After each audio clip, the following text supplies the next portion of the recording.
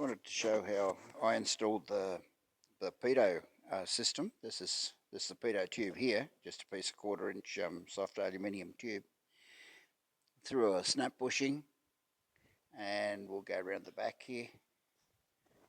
This is one of the last jobs on the upper wings before covering.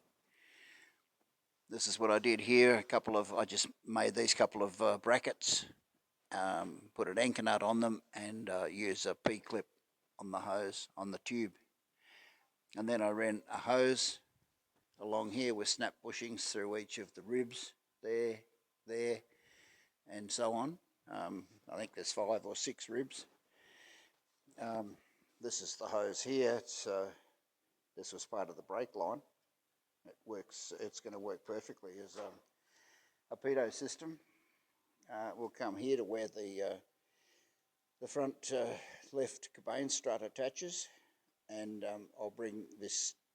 I'll tap into this tubing and bring it down the strut. So that's one job. I'm going to take advantage of the wing being upside down and complete. It's complete except for the tip. The tip goes up that end, and this wing's the same. Both wings are at the exact same stage. What I'm going to do here is I'm going to pressure test this fuel tank. I don't want to be finding out after the aircraft's painted and assembled and everything else that one tank leaks. So let's get into that and have a look at a pressure test fuel tank.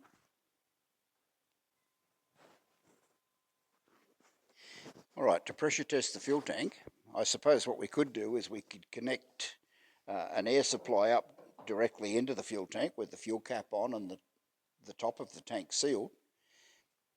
That probably wouldn't be a really good idea. You'd probably wind up blowing the tank to smithereens. So what I will do,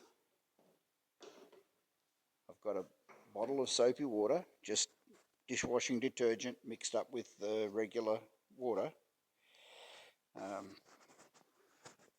What I'll do is I'll take a party balloon, just a regular everyday party balloon, inflate that, and I'll get a new balloon because that one's got a hole in it. Let's see.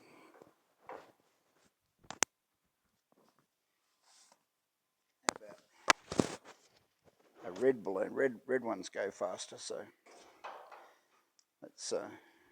let's try that. We just get a balloon, pump it up. Exceptionally noisy balloon, this one. Yeah, and then slip it over this fitting.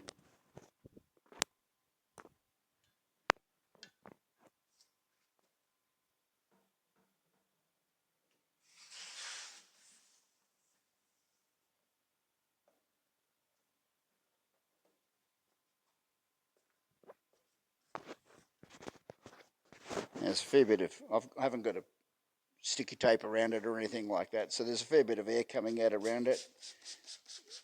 I can spray the rivet lines with soapy water, and down the sides and the back.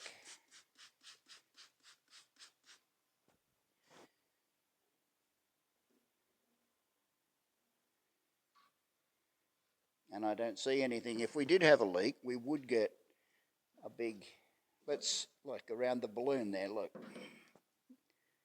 I know you can see that. Yeah, it needs a bit of sticky tape put around the balloon. I might do that when I tip the wing upside down, because I want to pressure test it, or leak test the top of the fuel tank as well. But while we're here, I'll tip this wing upside down first, and we'll try that one.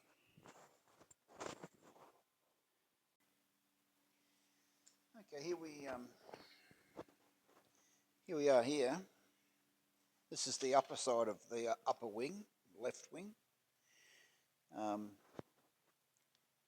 Let's have a look. We're right around the cap itself. There's a lot of leaks.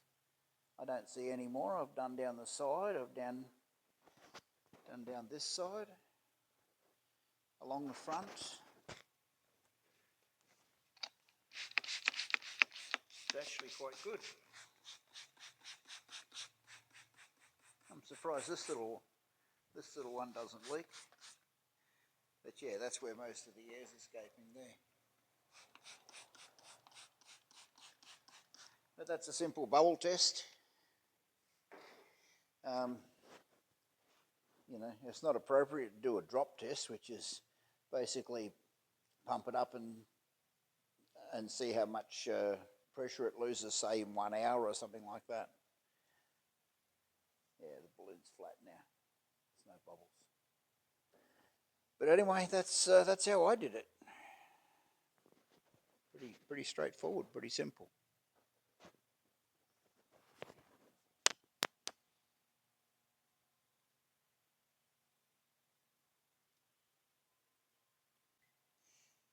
Okay, this is the lucky last pressurization. The balloon's down underneath the wing. A few bubbles coming out of here, a couple of these screws. I'm not real concerned about that. That's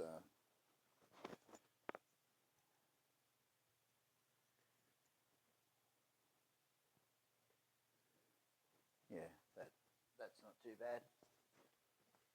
The rest of it's really good. Nothing anywhere along there. Nothing down the middle, nothing down the side.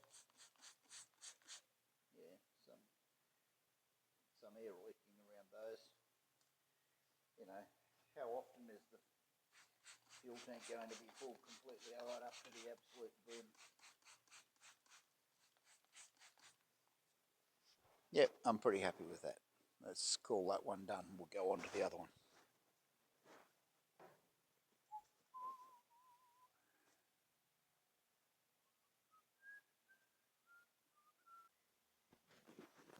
All right, let's do the right wing. I've already completed that wing. So now let's go ahead and have a go at this one. I've just got to inflate my balloon. Away we go. All right, we'll do an orange